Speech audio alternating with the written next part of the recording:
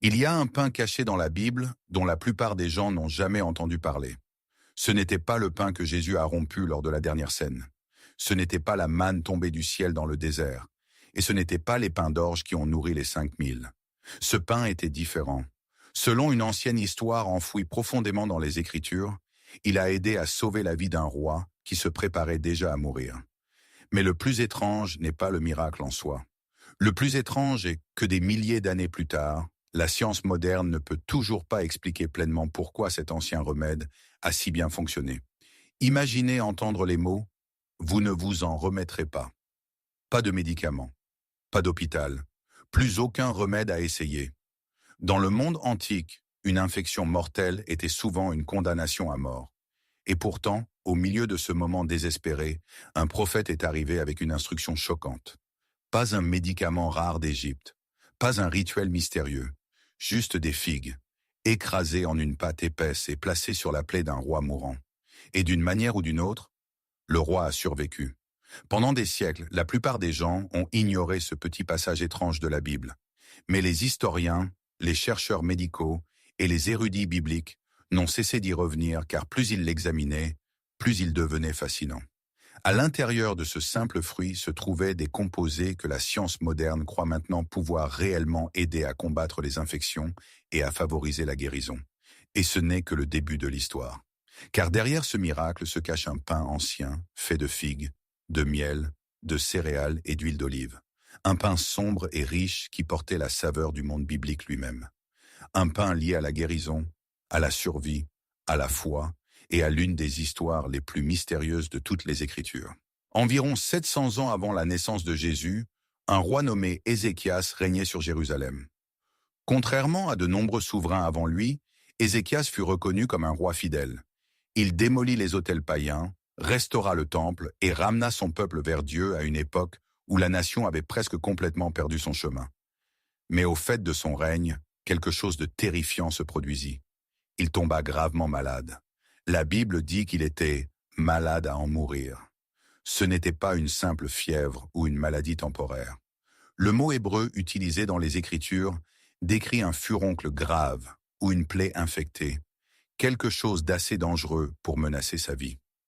De nombreux historiens et chercheurs médicaux croient aujourd'hui qu'il s'agissait peut-être d'une infection bactérienne mortelle, voire d'une forme d'anthrax cutané. Dans le monde antique, sans antibiotiques, hôpitaux ou médecine moderne, une telle infection ne signifiait souvent qu'une chose, la mort. Alors le prophète Ésaïe arriva au palais porteur d'un message directement de Dieu. Il dit au roi de mettre sa maison en ordre, car il allait mourir et ne se rétablirait pas. Il n'y avait aucune incertitude dans ces mots. Pas d'espoir, pas de seconde chance. C'était un verdict final prononcé sur un homme mourant. Mais au lieu de céder au désespoir, Ézéchias tourna son visage vers le mur et commença à prier. La Bible l'a décrit comme une prière brisée et désespérée, non quelque chose de formel ou de répété. Il supplia Dieu de se souvenir de sa fidélité et des années qu'il avait passées à le servir de tout son cœur. Et avant même qu'Ésaïe n'ait quitté la cour centrale du palais, Dieu parla de nouveau. Cette fois, le message était complètement différent. Il fut dit à Ésaïe de retourner immédiatement dire au roi que sa prière avait été entendue. Dieu avait vu ses larmes. Ézéchias se rétablirait et 15 années supplémentaires seraient ajoutées à sa vie. Cela ressemblait à un miracle impossible. Mais alors l'histoire prit une tournure étrange que la plupart des gens négligeant complètement. Dieu ne guérit pas le roi instantanément par une parole venue du ciel. Au lieu de cela, Ésaïe reçut une instruction spécifique.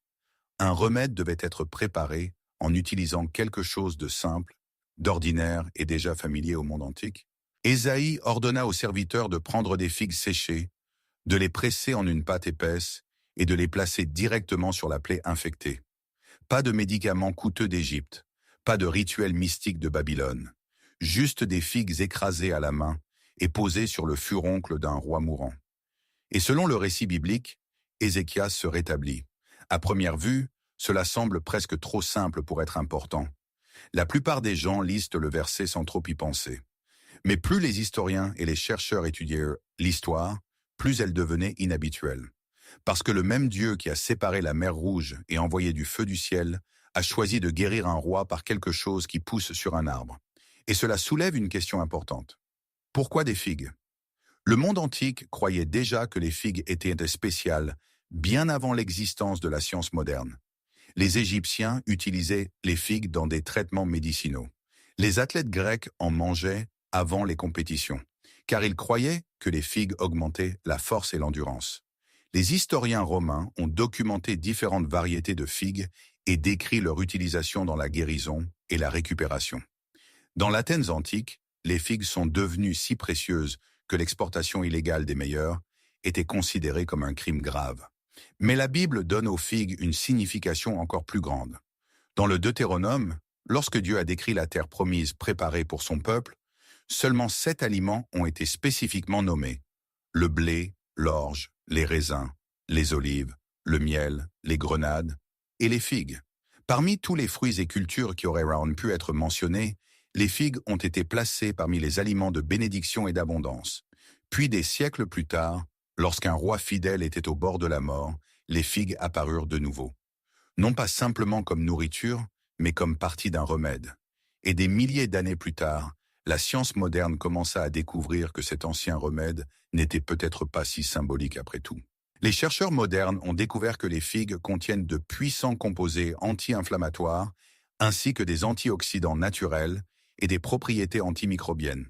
Elles sont riches en flavonoïdes et en polyphénols, des substances connues pour aider à réduire l'enflure, combattre les infections et favoriser la réparation des tissus. Lorsque les figues sont écrasées en pâte, elles créent un environnement humide qui peut aider à extraire l'irritation tout en protégeant la peau endommagée. Les anciens médecins utilisaient autrefois des cataplasmes de figues sur les furoncles, les plaies, les abcès et les blessures infectées. Pendant des siècles, les gens ont rejeté ces traitements comme de simples remèdes populaires primitifs. Mais les études modernes ont forcé de nombreux chercheurs à y regarder de plus près. Une publication médicale examinant l'histoire d'Ézéchias a même suggéré que les composés trouvés dans les figues méritaient des recherches approfondies pour le traitement des infections bactériennes graves, y compris certaines formes d'anthrax. Réfléchissez-y un instant. Une histoire écrite il y a des milliers d'années dans la Bible est devenue le sujet de discussions scientifiques modernes, parce que les chercheurs croyaient que le remède aurait pu réellement fonctionner. Mais les propriétés curatives des figues vont bien au-delà de ce qui était appliqué à l'extérieur du corps. Lorsqu'elles sont consommées régulièrement, les figues apportent du calcium pour la solidité des os, du potassium pour la santé cardiaque, du magnésium qui soutient le sommeil et le système nerveux, et du fer qui aide à combattre la fatigue. Elles sont également riches en fibres et en sucre naturel, qui procurent une énergie constante sans le coup de barre causé par les aliments transformés. À l'intérieur des figues se trouvent des enzymes comme la ficine, des composés que l'on croit aider à décomposer les protéines et à réduire l'inflammation dans tout le corps. Les civilisations antiques n'ont peut-être pas compris la science qui sous-tend cela, mais elles ont clairement reconnu que les figues avaient une valeur inhabituelle. Et finalement, ces mêmes figues sont devenues une partie de quelque chose d'encore plus grand. Un pain dense et nourrissant fait de fruits, de céréales, d'huile d'olive et de miel. Un pain conçu non seulement pour nourrir le corps, mais pour renforcer et soutenir les gens à travers de longs voyages, un travail acharné, la maladie et la survie elle-même. Ce n'était pas le pain moelleux que l'on achète dans les magasins modernes aujourd'hui. Le pain de figue biblique était sombre, dense, riche et naturellement sucré. Chaque ingrédient provenait directement des aliments du Proche-Orient antique. Les figues apportaient énergie et nutrition. Les dattes ajoutaient de la douceur. Le blé entier et l'orge créaient force et texture. L'huile d'olive apportait moelleux et richesse, tandis que le miel ajoutait de la saveur bien avant l'existence du sucre raffiné. Le processus lui-même était simple, mais profondément lié au monde antique. Les figues et les dattes séchées étaient coupées en morceaux grossiers et trempées dans de l'eau tiède jusqu'à ce qu'elles ramollissent. Ensuite, elles étaient écrasées à la main en une pâte épaisse, laissant de petits morceaux et de la texture dans tout le mélange. Rien n'était parfaitement lisse ou fabriqué à la machine. Tout dans ce pain semblait rustique, lourd et authentique. Venaient ensuite les céréales. La farine de blé entier formait la base, parfois mélangée à de la farine d'orge, car l'orge était l'un des aliments les plus courants dans l'ancien Israël. De l'huile d'olive, du miel, des œufs, de la cannelle et de petites quantités de clous de girofle étaient ajoutés pour créer chaleur et profondeur de saveur. Dans certaines versions, des graines de sésame ou des amandes étaient également incorporées au pain, ajoutant du croquant et de la richesse. Pendant que le pain cuisait, l'odeur aurait rempli toute la cuisine, le miel chaud caramélisant à la surface, les figues sucrées se mêlant aux céréales, l'huile d'olive et les épices s'élevant dans l'air sous l'effet de la chaleur du four. Le pain fini sortait brun doré foncé, dense mais moelleux, rempli de la douceur naturelle des fruits, plutôt que de sucre raffiné. Et contrairement au pain moderne, ce pain était fait pour durer. Les voyageurs le transportaient à travers les déserts. Les agriculteurs en mangeaient pendant de longues journées de travail. Les familles le conservaient pendant des jours, car les saveurs s'intensifiaient avec le temps, au lieu de s'estomper. C'était plus que de la nourriture. C'était une nourriture conçue pour la survie. Mais la partie la plus fascinante est peut-être que ce pain est resté à jamais lié à l'histoire d'un roi qui devait mourir et qui a vécu. Pendant des milliers d'années, l'histoire d'Ézéchias et du remède à base de figues a continué à survivre dans les Écritures, tandis que des royaumes entiers disparaissaient dans l'histoire. Et peut-être est-ce parce que l'histoire parle de quelque chose de plus profond que la nourriture seule. Elle parle d'espoir.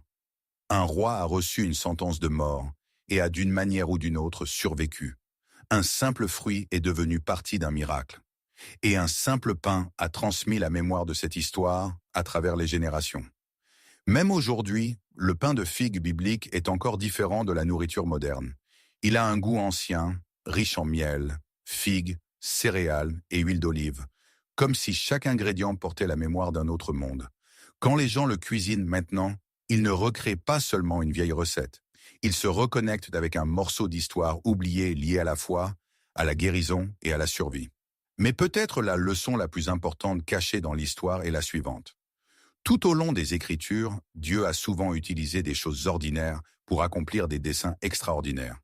Moïse portait un bâton avant que la mer ne s'ouvre. David tenait une pierre avant que Goliath ne tombe. Une veuve possédait une jarre d'huile avant que son miracle ne commence. Et Ézéchias fut guéri par des figues poussant tranquillement de la terre.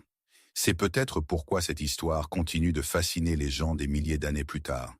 Parce qu'elle nous rappelle que l'espoir peut apparaître de manière inattendue, que la guérison peut venir d'endroits que les gens négligent, et que parfois les choses les plus simples peuvent avoir un pouvoir extraordinaire.